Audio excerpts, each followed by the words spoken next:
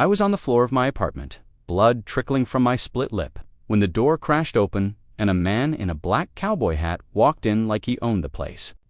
My boyfriend Marcus froze mid-swing, his fist still raised, his face twisted with rage. The cowboy's eyes sharp, cold, and the color of storm clouds moved from Marcus to me, and when he spoke, his voice was quiet as death. "You've got 3 seconds to walk out that door before I make you regret every breath you've ever taken." Marcus laughed. It was the last mistake he ever made in my presence, because the cowboy didn't wait for 3 seconds. He moved like lightning, and suddenly Marcus was against the wall, gasping for air, his feet dangling 6 inches off the ground. The cowboy's face was calm, almost gentle, but his voice cut like glass. She said, "Walk." Marcus dropped and ran, and I just sat there, bleeding and shaking, staring at this stranger who'd appeared out of nowhere like some kind of avenging angel. "You okay?" he asked, crouching down beside me. I should have said yes. I should have thanked him and sent him away. But instead, I looked into those gray eyes and whispered the truth. "I don't know who you are, but please don't leave. My name is Julian Reeves, and before that night, I thought I understood what love was supposed to look like. I thought the bruises were my fault. I thought the screaming matches were normal. I thought if I just tried harder, if I just stopped making Marcus angry, everything would be okay." I'd been with Marcus for 3 years. 3 years of walking on eggshells. 3 years of apologizing for things I didn't do. 3 years of wearing long sleeves in summer and lying to my friends about why I couldn't meet them anymore. 3 years of slow, suffocating erasure. I worked as a graphic designer from home, which meant I rarely had to leave the apartment Marcus and I shared in downtown Austin. He liked it that way. He said he wanted to take care of me, protect me, keep me safe. But somewhere along the way, protection became control, and control became prison. I'd tried to leave twice before. Both times, Marcus had convinced me to stay. He'd cried, he'd promised to change, he'd sworn it would be different. And like a fool, I'd believed him. Until the night the cowboy walked through my door. The cowboy's name was Wyatt Cross, and he wasn't supposed to be there at all. He'd moved into the apartment across the hall 3 days earlier, hauling boxes up the stairs in worn jeans and scuffed boots, his black Stetson shading a face that looked like it had been carved from granite. I'd watched him from my doorway that first day, drawn by the sound of heavy footsteps and the faint smell of leather and cedar. He'd caught me staring and tipped his hat with a small smile. "Howdy, neighbor," he'd said, his voice deep and slow with a Texas drawl that felt like honey. I'd mumbled something incoherent and disappeared back inside, my heart racing for reasons I couldn't explain. Marcus had been at work that afternoon, which was the only reason I'd dared to open the door at all. Who the hell is that? Marcus had demanded that night when I'd mentioned we had a new neighbor. His eyes had narrowed with instant suspicion, his jaw tight. "Just some guy." "I don't know. I barely talked to him." "You better not have talked to him. You know how I feel about you talking to strangers." I'd nodded, swallowing my frustration, and promised I wouldn't.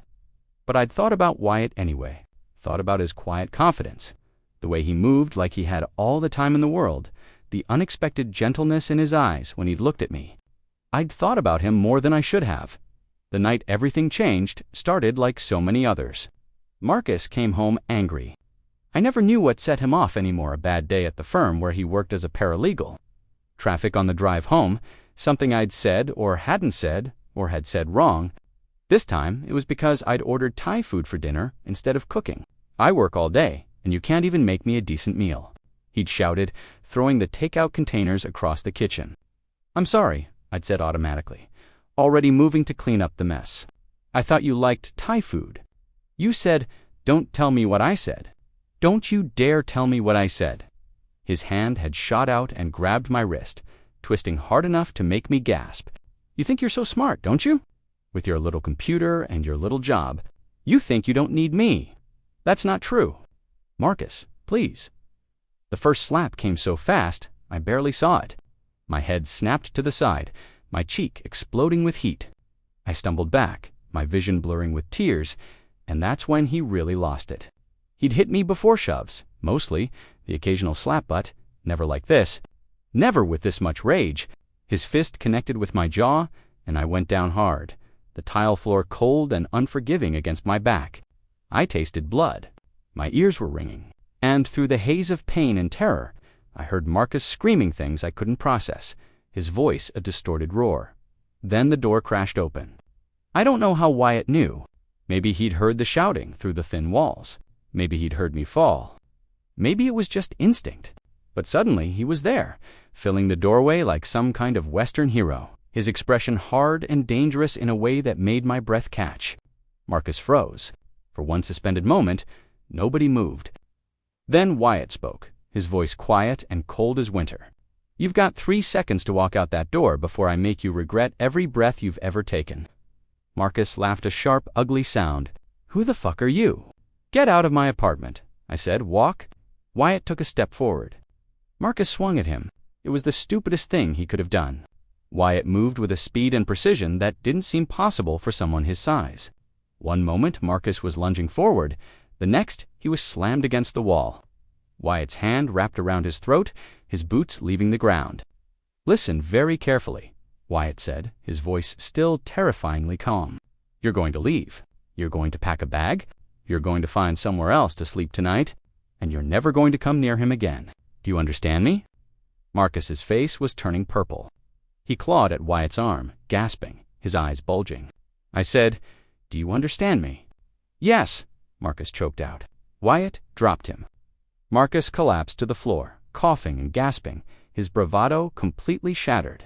He looked at me, his expression a mixture of fury and something that might have been fear. "This isn't over," he spat. "Yeah," Wyatt said quietly. "It is." He pulled out his phone, held it up so Marcus could see the screen. "I've been recording since I walked in. I've got you on video assaulting him. I've got you on video threatening him. You want to test me? Go ahead. But I promise you, you won't like where that road leads." Marcus stared at the phone, then at Wyatt, then at me. For a moment, I thought he might do something stupid. But then he scrambled to his feet, grabbed his jacket from the hook by the door, and ran. The apartment fell silent. I sat on the floor, shaking, my face throbbing with pain, trying to process what had just happened. Wyatt crouched down beside me, his expression softening. "You okay?" he asked. I wanted to say yes. I wanted to pretend I was fine, that I could handle this, that I didn't need help. But I was so tired of pretending. "I don't know who you are," I whispered. "But please don't leave." He nodded slowly. "I'm not going anywhere." Wyatt helped me up off the floor with a gentleness that seemed at odds with the violence I'd just witnessed. His hands were steady and warm, and when I winced as I put weight on my ankle, I must have twisted it when I fell. He immediately slipped his arm around my waist to support me. "Easy," he murmured. "Let's get you cleaned up." He guided me to the couch, then disappeared into my bathroom. I heard water running, cabinets opening and closing. When he came back, he was carrying a first aid kit, a damp washcloth, and a bag of frozen peas wrapped in a dish. He sat down beside me, closer than strictly necessary, and his eyes met mine. "This is going to sting," he warned, raising the washcloth toward my split lip. I nodded, bracing myself. He was right, it did sting. But his touch was so careful, so impossibly gentle, that I barely noticed the pain. He cleaned the blood from my mouth, checked my jaw for serious damage, then pressed the frozen peas against my cheek where Marcus had hit me. "Hold that there," he said. "It'll help with the swelling." "Thank you," I managed, my voice hoarse. "You don't have to thank me for basic human decency." He leaned back, studying me with those gray eyes. "How long's he been hitting you?" The question hit me like a physical blow. I looked away, shame burning through me. "It's not. He doesn't usually." Tonight was the worst it's ever been. That's not an answer. I don't know. A year, maybe longer. It got worse gradually. I didn't really notice when it started. Wyatt's jaw tightened, but his voice stayed calm. "You know, it's not your fault, right?" I didn't answer. Because some part of me, the part that had been living with Marcus for 3 years, the part that had absorbed every insult and accusation, still believed it was. "Julian," I looked up at the sound of my name. "It's not your fault," he repeated, slower this time. "Nothing you did or didn't do justifies what he did to you. You understand that?" Tears burned behind my eyes. I blinked them back, focusing on the frozen peas in my hand, the throbbing ache in my face. "How did you know my name?" "It's on your mailbox." "Right?" We sat in silence for a moment. Then I asked, "What happens now?" "Now you decide what you want to do." You want to call the police? I've got the video. You want to file a restraining order? I'll help you do it. You want to just get some sleep and deal with it tomorrow? That's okay too. But whatever you decide, you're not dealing with this alone. Something in my chest cracked open at those words. I'd been alone for so long, isolated, cut off from friends and family by Marcus's jealousy and control, that I'd forgotten what it felt like to have someone on my side. I don't even know you, I said quietly. Why are you doing this? Wyatt was quiet for a long moment. When he spoke, his voice was rough with something I couldn't identify. Because about 10 years ago, I had a friend who was in a situation like yours, and I didn't do a damn thing about it.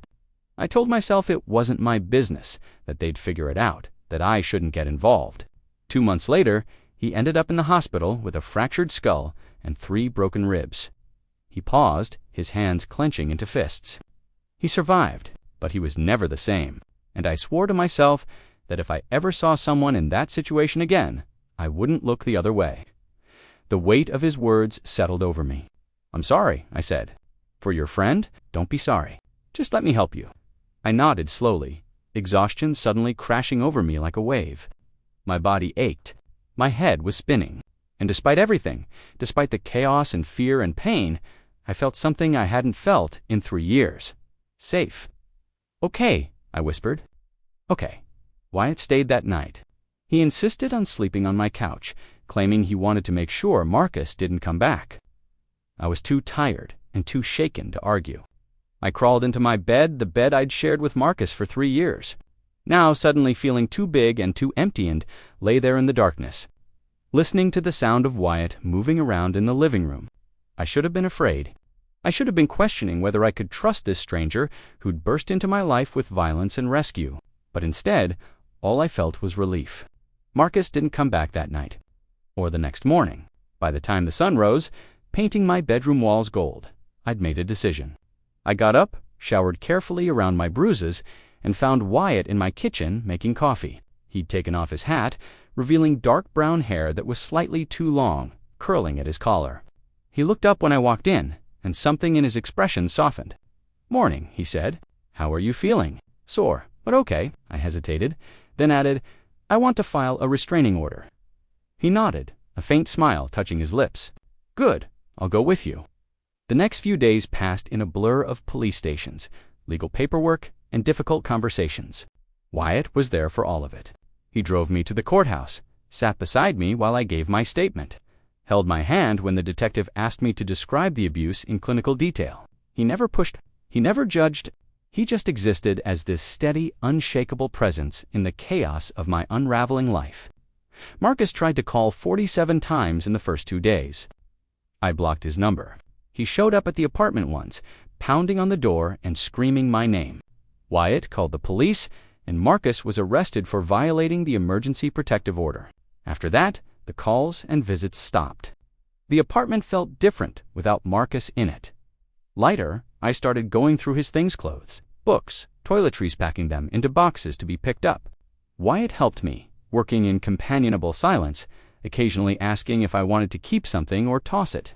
You don't have to do this, I told him on the 3rd day, watching as he folded Marcus's dress shirts with surprising care.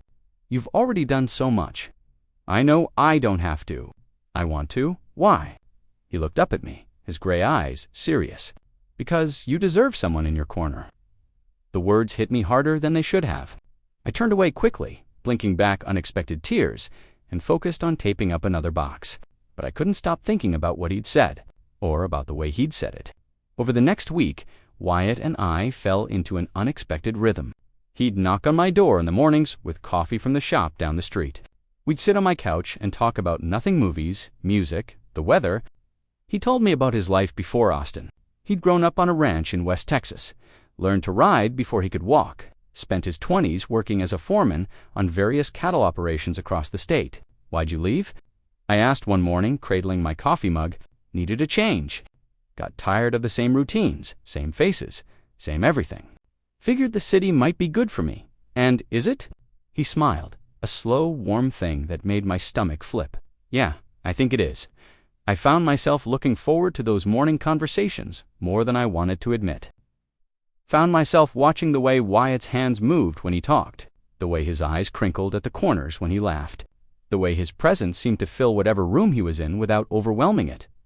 2 weeks after that first night, I invited Wyatt over for dinner. It was the first meal I'd cooked since Marcus left, and I was nervous in a way that had nothing to do with the restraining order or the legal proceedings. I made pasta nothing fancy, just carbonara with fresh bread and opened a bottle of wine. Wyatt showed up at 7 exactly, carrying a bouquet of wildflowers that he looked almost embarrassed to present.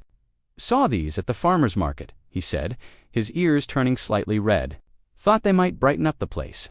They did. I put them in a vase on the table, and we sat down to eat. The conversation flowed easily, like it always did. But there was something different tonight. A charge in the air. A tension that hadn't been there before. I caught Wyatt looking at me several times, his gaze lingering a moment too long before he looked away. And I realized with a start that I was doing the same thing. After dinner, we moved to the couch with the rest of the wine. We were sitting closer than we usually did, our shoulders almost touching, and I was acutely aware of every inch of space between us.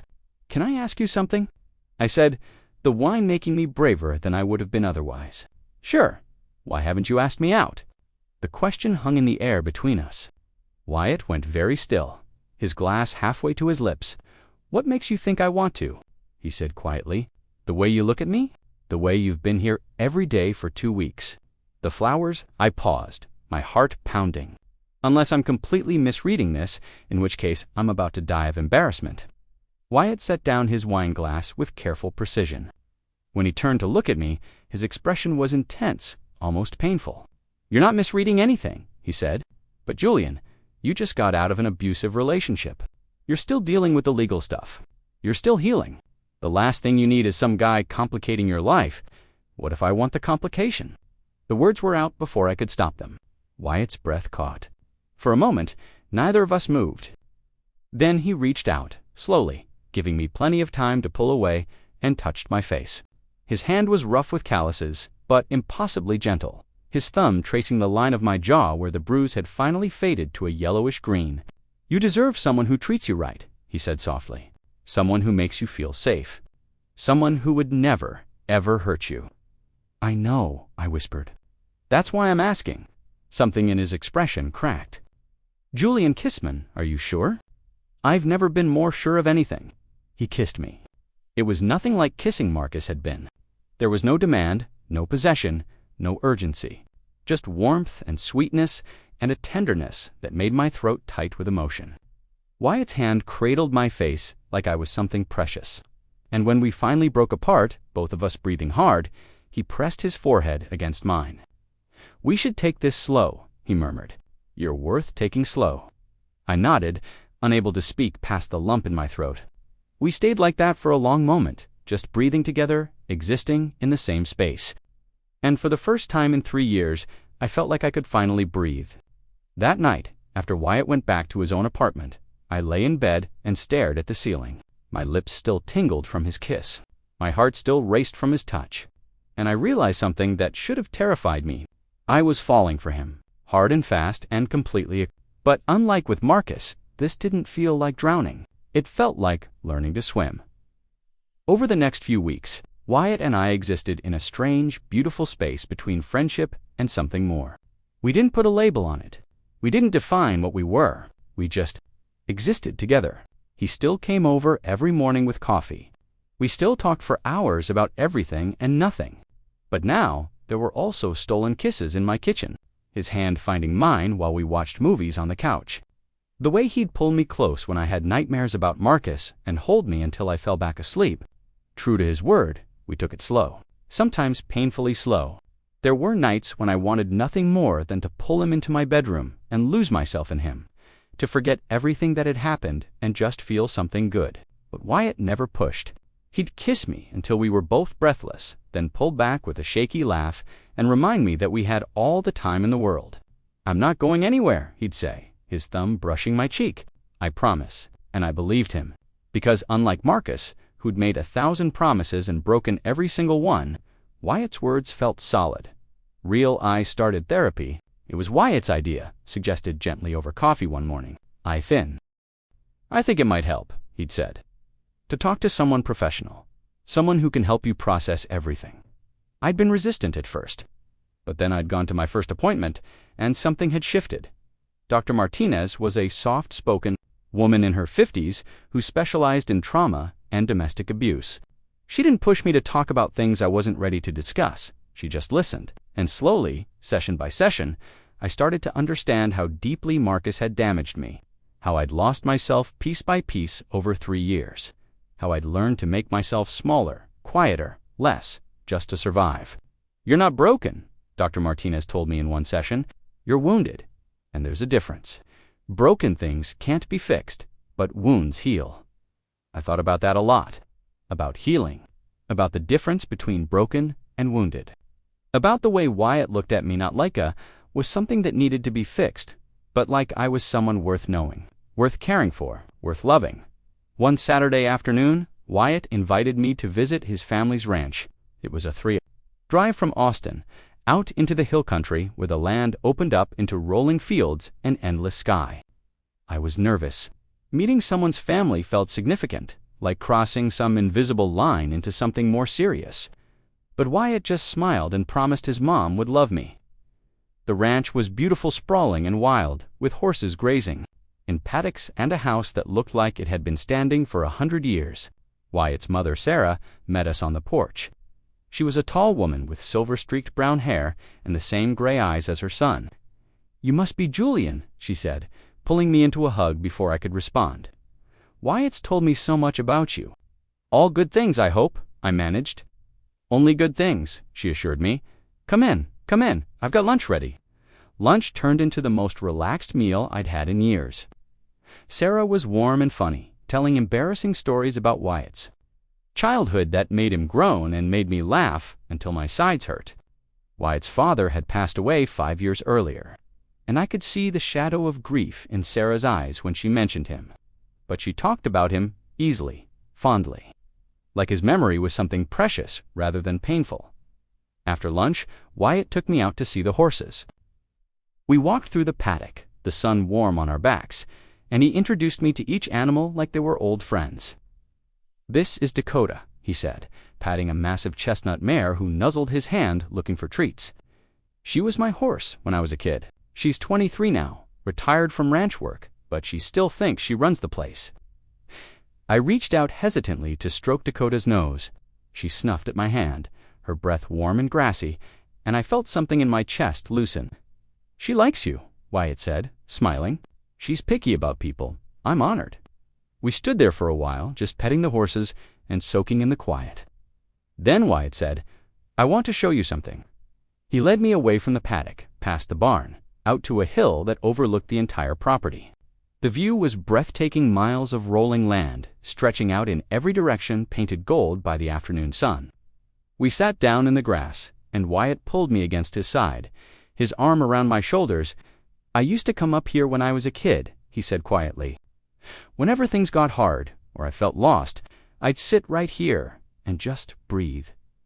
Something about this place always made me feel like everything was going to be okay." I leaned into him, feeling the steady rise and fall of his breathing. "Thank you for bringing me here. Thank you for coming."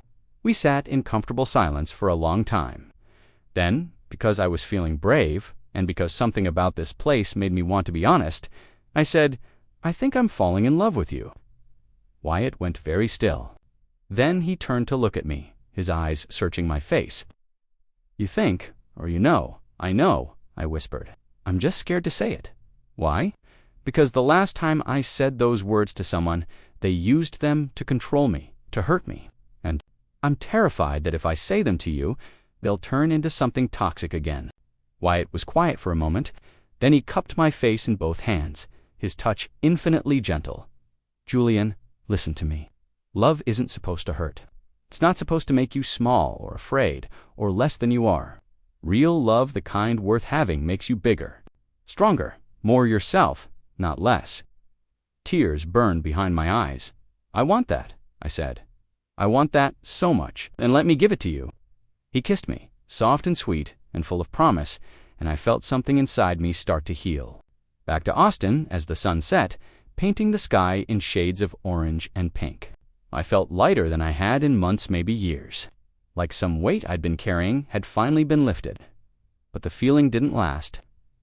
Marcus was waiting outside my apartment building when we pulled up. He looked terrible, unshaven, disheveled, his eyes wild and bloodshot.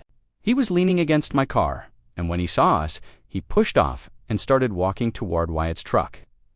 "Shit," I breathed, my entire body going rigid with fear. Wyatt's hand found mine, squeezed gently.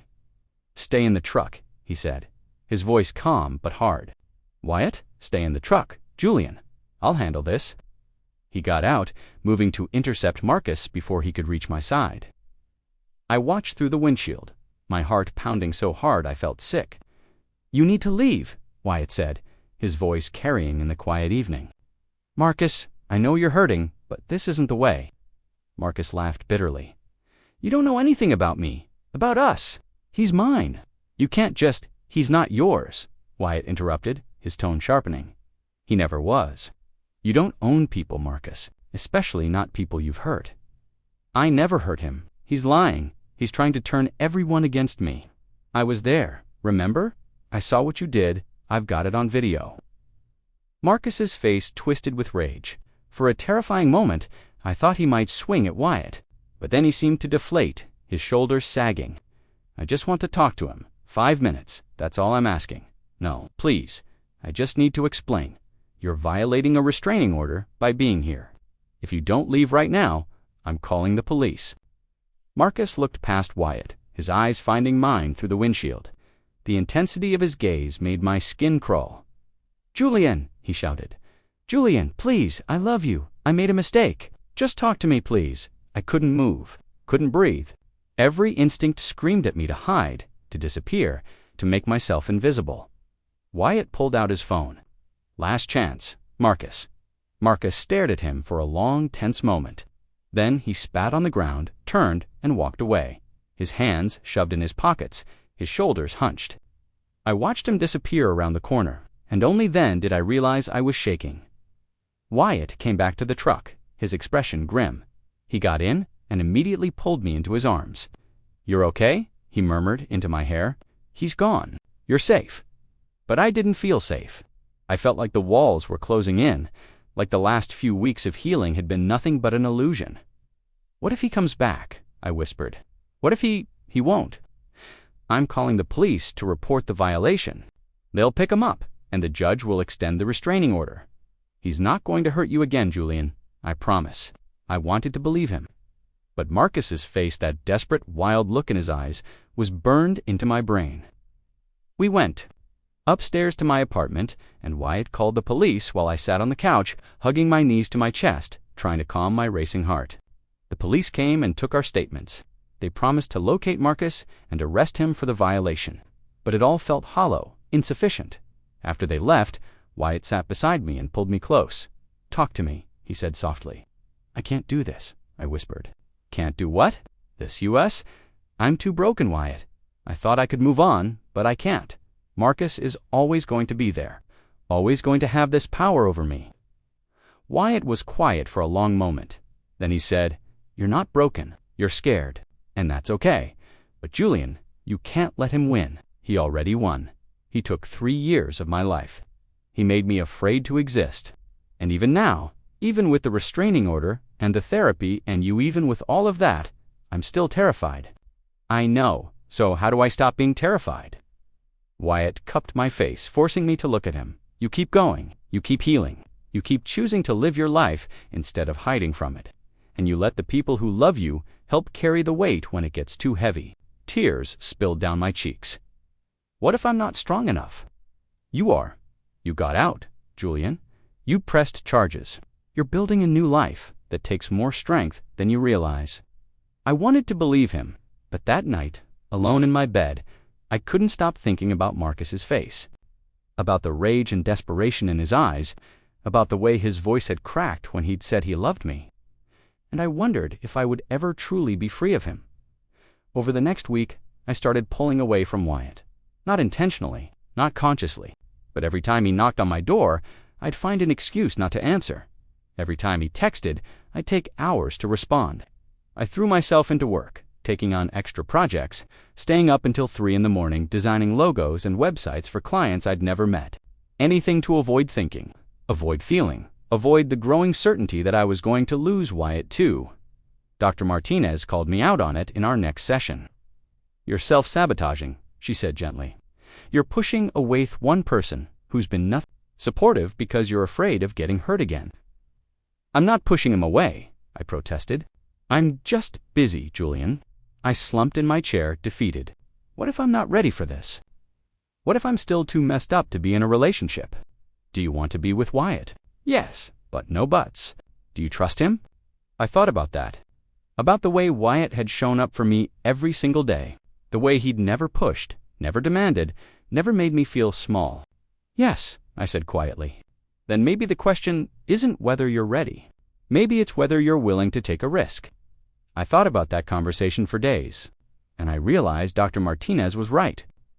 I was sabotaging things with Wyatt because I was terrified, but not of him, of myself, of my own judgment, of the possibility that I'd make the same mistakes again.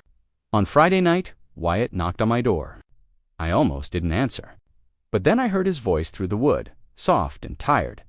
"Julian, I know you're in there, and I know you're scared. But can we please just talk? Please." I opened the door. Wyatt stood in the hallway, looking exhausted. His hair was messier than usual, and there were dark circles under his eyes. "Can I come in?" he asked. I nodded and stepped aside. We sat on the couch, the same couch where we'd shared so many conversations, so many quiet moments. But now, the distance between us felt like a canyon. "I'm sorry," I said before he could speak. "For pulling away, for shutting you out." Wyatt shook his head. "You don't have to apologize. I get it. Seeing Marcus again, that was traumatic. You needed space. But I didn't need space from you. I needed you. I didn't know how to ask for help. You can always ask me for help, Julian. Always. That's what I'm here for. I know. But what if I'm too much? What if this, I gestured vaguely between us, is too complicated? What if you wake up one day and realize I'm not worth the effort?" Wyatt moved closer, taking my hands in his. "Listen to me very carefully. You are worth every effort, every frustration, every sleepless night, every hard conversation, because you're not a burden, Julian. You're someone I care about deeply, someone I'm falling in love with." My breath caught. "You're falling in love with me?" "Yeah," he said, his voice rough. "I am, and I know the timing's terrible. I know you're still healing, but I need you to know that I'm not going anywhere, even if you push me away. Even if you need space, even if this takes months or years, I'm here, for as long as you'll have me." Tears blurred my vision. "I don't deserve you." "Yes, you do.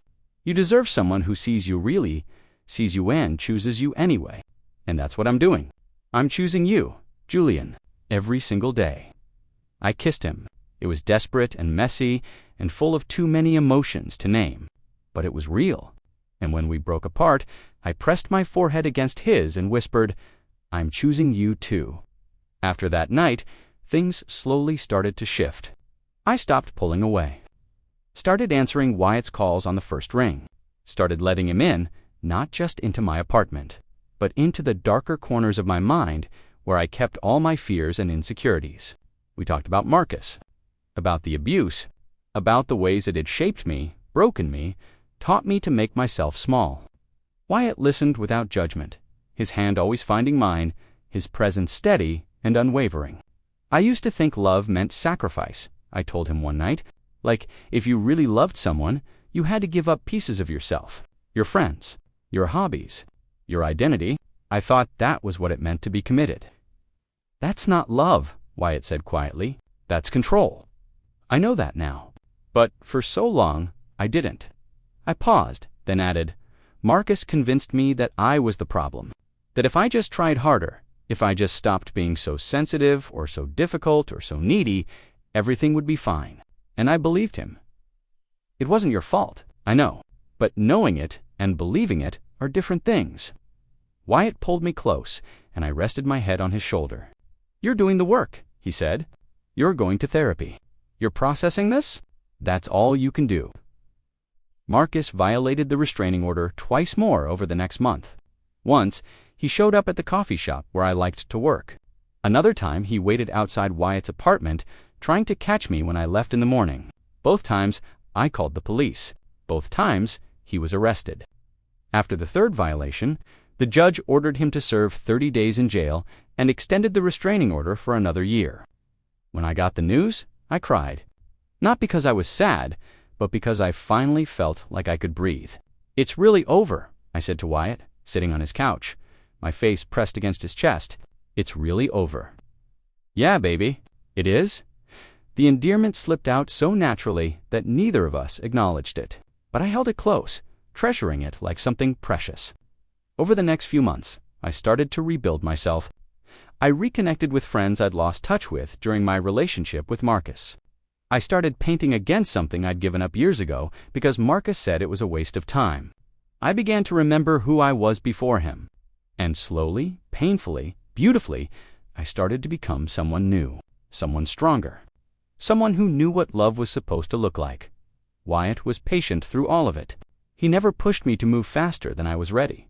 When I had bad days, when the weight of everything felt too heavy, he'd show up with takeout and bad movies and just exist beside me until I felt steady again. When I had good days, he'd celebrate them like they were victories, because they were. One evening in late spring, 6 months after he'd first walked through my door, I invited Wyatt over for dinner. I'd spent the entire day cooking, making his favorite meal, setting the table with candles, trying to create something special. When he arrived, his eyes widened at the sight of the table. "What's all this?" "I thank you," I said, "for everything you've done for me. Julian, you don't have to. I know I don't have to. I want to." We sat down to eat, and the conversation flowed easily, like it always did. But there was something different tonight. A sense of anticipation, of something building. After dinner, we moved to the couch. Wyatt pulled me close, and I curled into his side, feeling safe and warm and utterly content. "I love you," I said quietly. It was the first time I'd said the words out loud, the first time I'd let myself be that vulnerable. Wyatt's breath caught. He pulled back just enough to look at me, his gray eyes searching my face. "Say it again." "I love you, Wyatt Cross. I'm in love with you. And I'm not scared to say it anymore." He kissed me deep and slow and full of promise, and when we broke apart, he pressed his forehead against mine and whispered, "I love you too." So damn much. That night, we crossed a line we'd been dancing around for months. There were no words for what we shared, just touch and warmth and the overwhelming sense of rightness. Fade to black afterward, lying tangled together in my bed, Wyatt traced lazy patterns on my shoulder. "You okay?" he murmured. "Better than okay," I said. "I'm happy," and I was. For the first time in years, I was genuinely, completely happy. Summer arrived in Austin with brutal heat and brilliant blue skies. Wyatt and I fell into an easy rhythm: mornings together, drinking coffee, evenings cooking dinner, weekends exploring the city or driving out to his family's ranch. I met his friends, other former ranch hands who'd migrated to the city, all of them good-natured and welcoming. They treated me like I'd always been part of the group, and I felt myself relaxing in ways I hadn't known I needed. Wyatt met my friends too, the ones I'd reconnected with, the ones who'd been worried about me during my relationship with Marcus. They loved him immediately. "He's good for you," my best friend Sarah told me one afternoon over lunch. "I can see the difference in you. You're lighter, happier, more like the Julian I remember from before." "He is good for me," I agreed. "He's the best thing that's ever happened to me." "Have you guys talked about the future?" I smiled. "We're taking it one day at a time. But yeah, I think we have a future." And I believed it. For the first time since Marcus's, I could picture a future that didn't terrify me. A future with Wyatt by my side. One Saturday in July, Wyatt and I drove out to the ranch for his mother's birthday. The whole place was alive with celebration. Neighbors and friends gathered on the porch, music playing from speakers, the smell of barbecue hanging in the air. Sarah hugged me tight when we arrived. "I'm so glad you're here," she said warmly. "Both of you." The afternoon passed in a blur of laughter and conversation. I helped Wyatt's cousins set up tables, played horseshoes with his uncle, sat on the porch swing with Sarah, and listened to stories about Wyatt's father. As the sun began to set, Wyatt found me standing by the paddock, watching the horses graze in the golden light. He slipped his arms around my waist from behind, resting his chin on my shoulder. "Having fun?" he asked. "The best time," I said honestly. Your family is wonderful. They love you, you know. My mom's already planning our wedding. I laughed, but my heart skipped a beat. Is she now? MMH? MM? She's got opinions about flowers and everything. I turned in his arms, looking up at him. And what about you? Do you have opinions about our wedding? Wyatt's expression grew serious. I have opinions about our future. Tell me, I think, he said slowly, that I want to spend the rest of my life with you. I think I want to wake up next to you every morning and go to sleep next to you every night. I think I want to build something real and lasting with Iwa home, a family, a life. But only if that's what you want to. My throat felt tight. It is what I want. Then let's do it. Not right now. We've got all the time in the world. But someday, when you're ready. I'm ready now, I whispered. Wyatt kissed me, soft and sweet, as the sun set behind us and the sounds of celebration drifted across the ranch. And in that moment, I knew with absolute certainty that I'd found what I'd been looking for all along. Not someone to complete me, not someone to fix me, but someone to walk beside me, someone to love me as I was broken pieces and all, someone to help me build a life worth living. Epilogue. 1 year later, he stood in front of the bathroom mirror in Wyatt's apartment now. Since I'd moved in 3 months ago, straightening my tie for the 3rd time, my hands were shaking. You okay in there? Wyatt called from the bedroom. Yeah, I called back. Just nervous. About what? About the fact that in 2 hours, I'm going to be standing in front of everyone we know, promising to spend the rest of my life with you. Wyatt appeared in the doorway, looking devastatingly handsome in his dark suit, his black cowboy hat in his hand. Having second thoughts? He asked, but there was no real worry in his eyes. Not even for a second, I said. Good, because I've been planning this day since about a week after we met, and I'd hate for you to back out now. I laughed, some of my nervousness easing. A week? Okay, maybe 2 weeks. I wanted to make sure you weren't a serial killer first. Very practical of you. He crossed the bathroom and pulled me into his arms. I love you, he said simply. I love you too. We stood there for a moment, just holding each other, savoring the quiet before the chaos of the day ahead. Then Wyatt pulled back and said, You ready to do this? With you? Always. The ceremony was small, just family and close friends gathered at the ranch, under the same sky where we'd first said, I love you. Sarah cried through the entire thing. My sister, who'd flown in from California, cried too. Hell, even Wyatt's tough-ass-nails uncle got a little misty-eyed. But I barely noticed any of it. All I could see was Wyatt, standing across from me, holding my hands, looking at me like I was the only person in the world. When it came time for the vows, Wyatt went first. Julian, he said, his voice steady and sure. The night I met you, I thought I was just being a good neighbor. But you changed my life in ways I never expected. You taught me what real courage looks like. You showed me that love isn't about grand gestures. It's about showing up every day and choosing each other, even when it's hard. Especially when it's hard. I promise to be your safe place, your home, your partner in everything. I promise to love you through the good days and the bad, through the easy times and the hard. And I promise to spend the rest of my life making sure you know how loved you are. By the time he finished, I was openly crying. I took a shaky breath and started my own vows. Wyatt, a year and a half ago, I was in the darkest place of my life. I thought I was broken beyond repair. And then you walked through my door like some kind of cowboy hero from a movie, and you saved me? Not by fixing me, because I didn't need fixing, but by showing me what I was worth.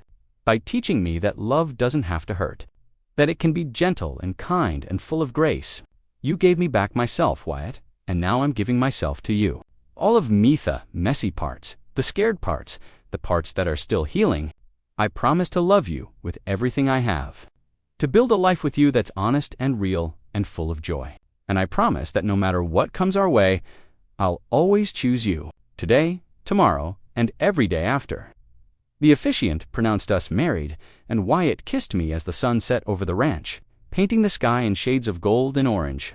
And I realized that this right here, right now, wrapped in Wyatt's arms with our loved ones cheering around us, this was what happiness looked like. This was what healing looked like. This was what love was supposed to be. Later that night, after the reception had wound down and most of the guests had left, Wyatt and I sat on the hill overlooking the ranch. The The same hill where I'd first told him I was falling in love with him. "So," he said, pulling me close, "how does it feel to be married?" "Perfect," I said. "Absolutely perfect. No regrets, not a single one." We sat in comfortable silence, looking up at the stars, and I thought about the journey that had brought us here, about the pain and the fear and the slow, difficult process of healing, about the man who'd hurt me and the man who'd saved me, about the difference between the two. "Thank you," I said quietly. "For what? For walking through my door that night? For staying? For loving me even when I didn't know how to love myself?" Wyatt kissed my temple. "Thank you for letting me." We stayed there until the stars filled the sky, talking about the future we were going to build together, the house we'd buy, the trips we'd take, the life we'd create. And as I sat there with my husband I realized something important. The abuse had ended the moment Wyatt walked through my door, but the healing, the real healing, that had taken time, patience, work, love, and it would continue for the rest of my life. But I wasn't afraid anymore, because I knew now that I wasn't alone, and I never would be again. The end. Did this story touch your heart? If Julian and Wyatt's journey moved you, don't forget to subscribe, like, and comment below. What moment made you cry? Which scene was your favorite? Should I tell you about their first year of marriage and the challenges they face? Part 2 is already written, but I'll only share it if you want to know what happens next. Let me know in the comments. Thank you for being here. Until next time, remember, love doesn't have to hurt. It can heal.